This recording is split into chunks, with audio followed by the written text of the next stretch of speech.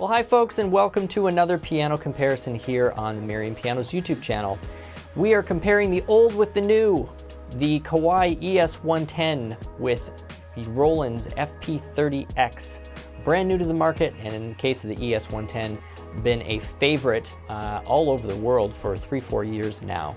Let's see how they stack up. We're going to talk about their speaker power, their action, their tone generation, and of course let you do plenty of listening to both. If it's the first time that you have joined us here on the channel, we would really sincerely appreciate if you hit that subscribe button and the notification bell so that you can come back, become a regular viewer, regular commenter, regular member of our community.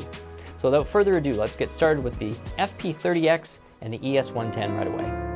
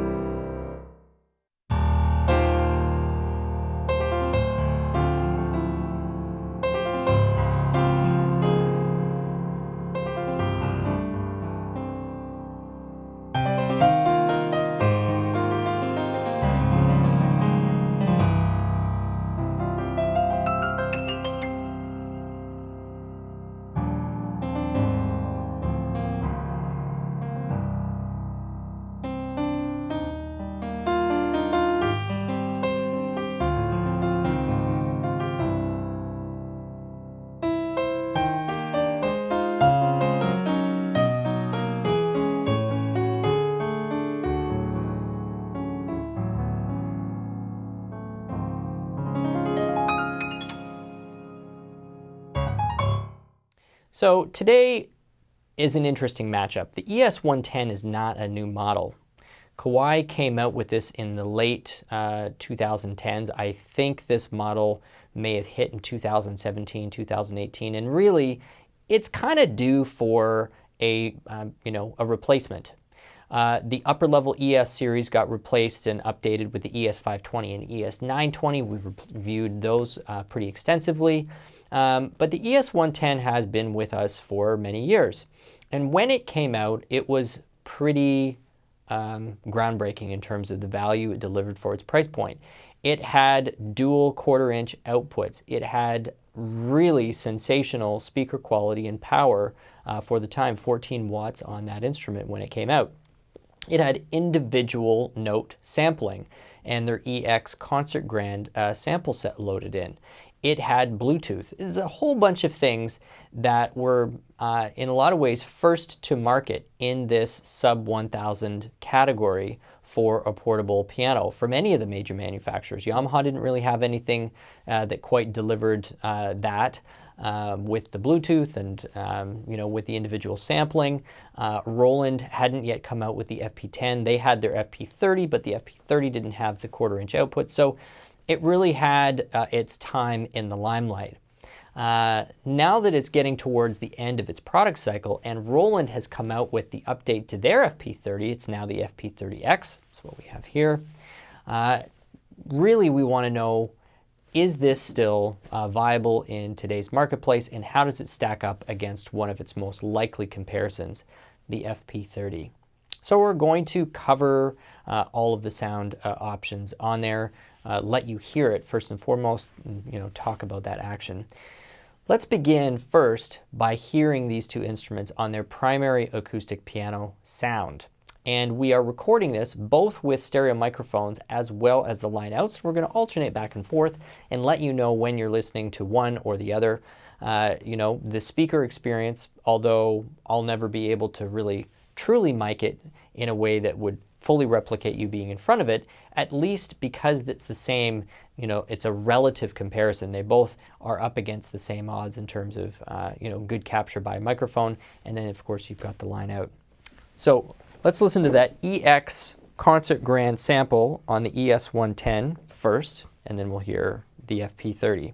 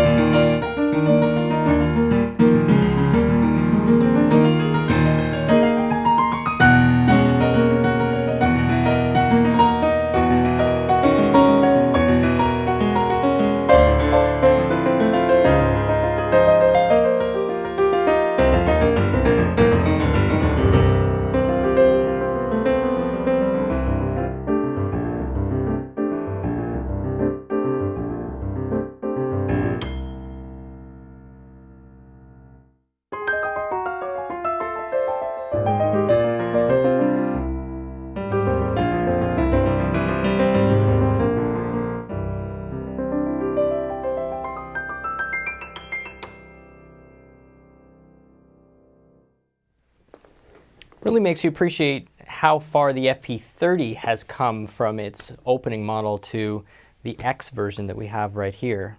I remember reviewing the original 30 in the ES110 and feeling like from a pianistic standpoint, the ES110 really had still kind of carried the day over the FP-30. Now having these side by side, besides, I suppose, one's hypothetical preference for the character of the piano sound in one way or another, the live experience of playing the FP-30X really has superseded what the ES110 presently delivers. I think that's coming from several factors. It's not just one factor. One of the big differences is the FP-30 has upped its speaker output to 22 watts, which is pretty, that's a beefy wattage rating for a relatively small portable digital piano. Compare that to 14 on the Kawai. We also have an upgrade in the chipset and the central processor. This is using the BMC chip, ups the polyphony to 256, but there's also an increase in the complexity of the sort of the algorithm that Roland is using to produce the piano tone on this as well compared to the FP-30. If you want to hear more of that, we did a direct FP-30 to FP-30X comparison, and the difference was quite obvious. So we've got a chipset difference, we've got a programming difference, we've got a speaker difference, and there's also some additional programming or post-processing going on that kind of acts, there's a bit of dynamic compression going on in lower volume ranges, so that there's a more realistic playing, sense of playing when you really are playing down in some of the pianistic ranges. You don't have notes that completely vanish off the map. It kind of compresses that a little bit. So there's, I mean, none of those are incidental. A lot of those are pretty meaningful changes to how the Roland produces sound. And all of them really on paper, and again, aside from any potential subjective preference for the type of piano tone, I think from a piano playing standpoint, the 30X really has overtaken the ES110 quite handily.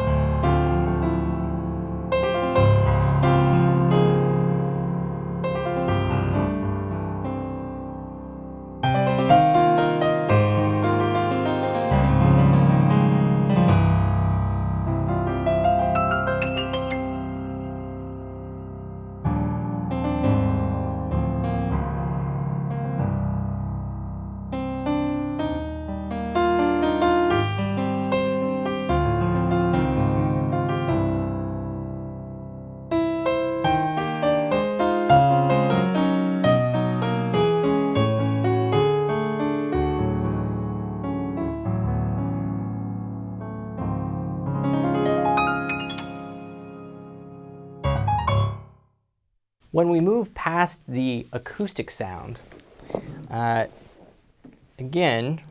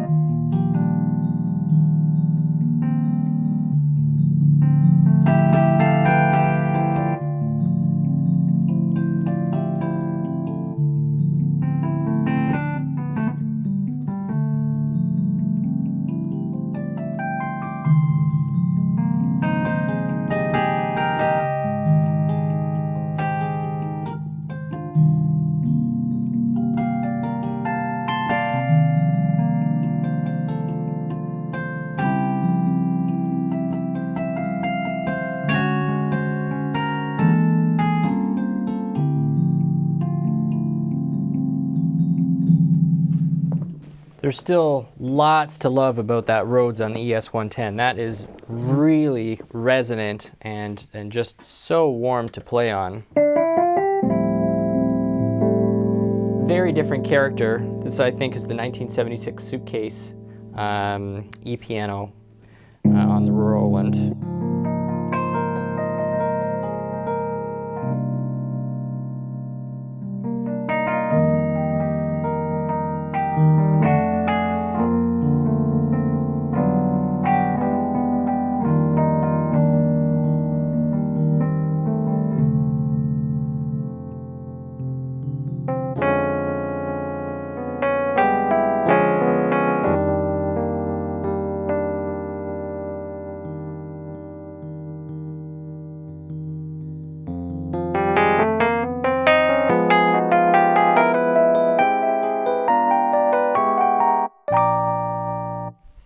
So not exactly the same vibe, but still two very high quality E-piano sounds, both totally usable. You get into the strings, you know, we hear all of the other string sounds.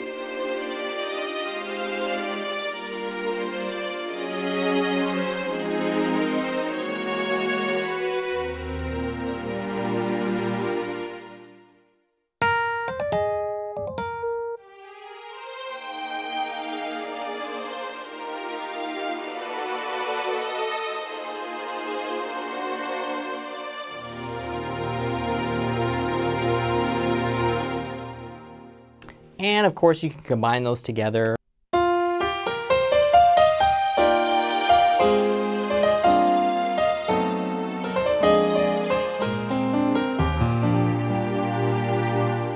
As you can on the Roland.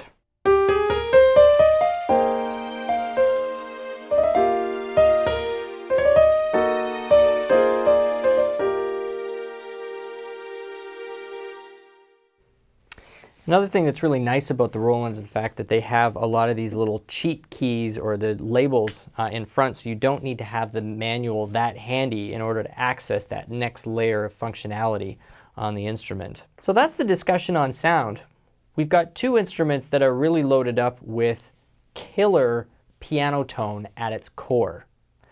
But we have a generational difference between these two instruments. And with the FP-30X, we just have more advanced post-processing happening, a better sound chip, higher polyphony, 256 versus 192. We've eliminated one of the Achilles heel of this instrument, which was no quarter-inch output. They now have the quarter-inch output. They both have the Bluetooth. So, I mean, we are talking about an instrument that prices itself usually a couple $100 more than the ES110, and it's newer. So I would expect this to be a better performer, but sitting them side by side, really those differences become, you know, pretty stark. Is the ES110 still enjoyable to play? Absolutely. Is it still a good value for where they've priced it? I would say if your focus is the piano tone, yes, I would say it's still a really good value. If you're looking for more all-round features from a tonal standpoint and a sound standpoint, man oh man, the FP-30X really is such a killer piano on today's market. We are going to take a quick break and we will be back to talk about action in a second. Thank you so much for being with us.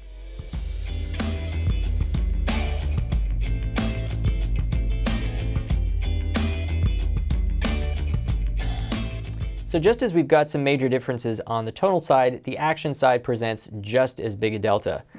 The FP-30X uses the PHA-4 action. We've talked a lot about the PHA-4 action. It's in a number of Roland's models. It's got escapement, it's got a triple sensor, it's got nice, you know, key surfaces with textures on it, and it's proving to be a pretty durable action out there on the market. And I think they've even improved some of the cushioning on there, so some of the more heavy users on that PHA-4 where they were getting a little bit of mechanical noise after some time, even that's, I think, been improved. So it's a great action, and I've made no secret that for its price range, I think the PHA-4 is the best action on the market. The Kawai with the hammer responsive compact action, this is one of the oldest actions that Kawai is still producing in its plastic action range, because they now have the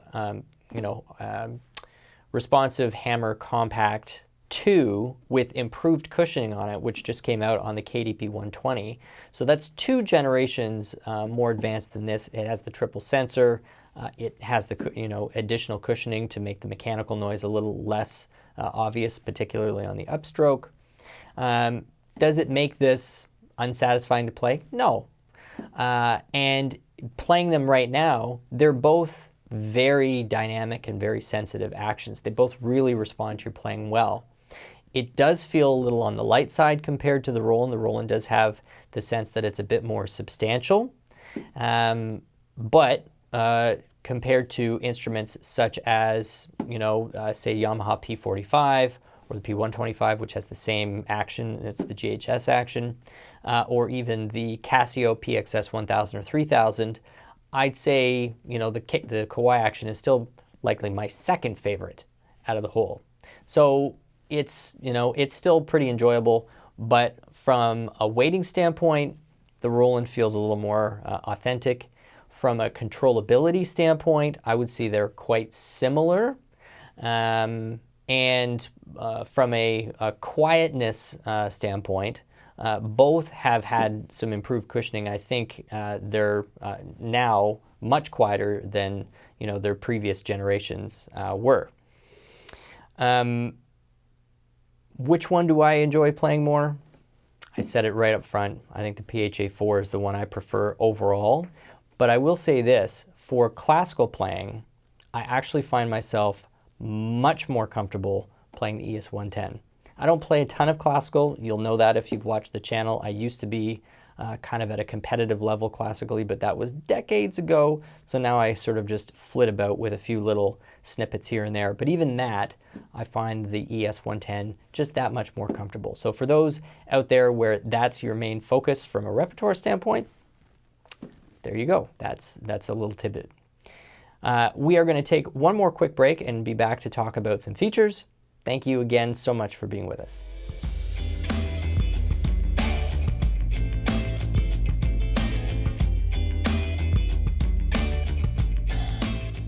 So when it comes to features, here's another category where I think the FP-30X really stands out. We've got a USB connection, a Bluetooth connection, we've got an audio in connection, and still discrete 1/4-inch out connections. Pretty much there's every way possible to connect this thing to either a computer, a speaker, a smartphone, whatever it is you're looking for, either to take audio in or out from the FP-30X. Over on the ES110, we do have those discrete 1/4-inch outputs, which is also great. Makes this a really light, easy gigging keyboard to quickly plug into an amplifier or a PA system. There's no USB on this, which has always been a bit of a because I think when it came out, the trend was towards wireless Bluetooth. So it does have Bluetooth, but it's got the old style 5-pin MIDI DIN on it, but no USB connection on the ES110. They both come with available matching stands, and you can also get both with an available triple pedal, which is kind of, is handy. It's nice for anybody who is wanting to use this for dual duty, anything where you were going to be carrying it around for a portion of the year or the week or the month, but the majority of the time it was going to be staying in one place. They both come in black and they both come in white, and they both include a music stand as well. Roland and Kawai also make apps that connect to these wirelessly to make controlling these even a little bit easier.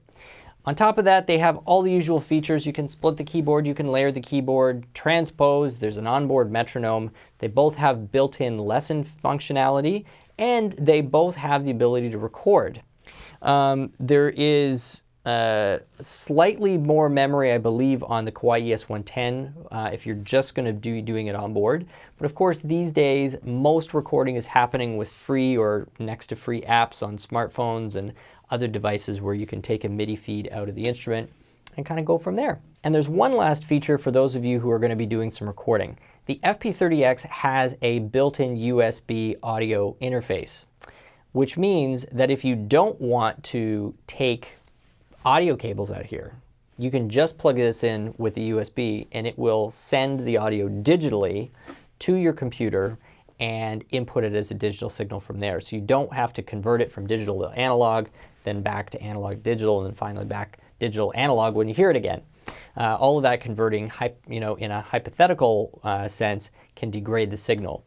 In most cases, you're not going to hear that degradation, but if you were recording this for an album's sake, it's better to be able to go direct rather than have to convert it. There may be some very, very slight quality signal loss there.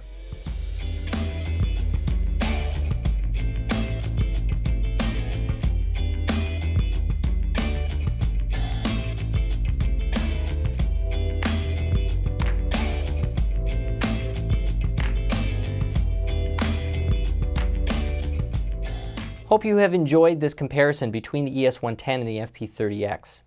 Here's where I stand with this. If budget is really critical, you're going to be using this primarily for acoustic piano, and you like the piano sound, you can't go wrong still in 2021 with looking at the ES110. It's got a killer piano tone. The action is still very friendly, very functional, and really well made. It's lightweight, it's easy to use, and you can plug it into an amp or a PA easily with the discrete 1/4 inch outs. And if that doesn't work, you've got the Bluetooth connection. Still lots to love about the ES110.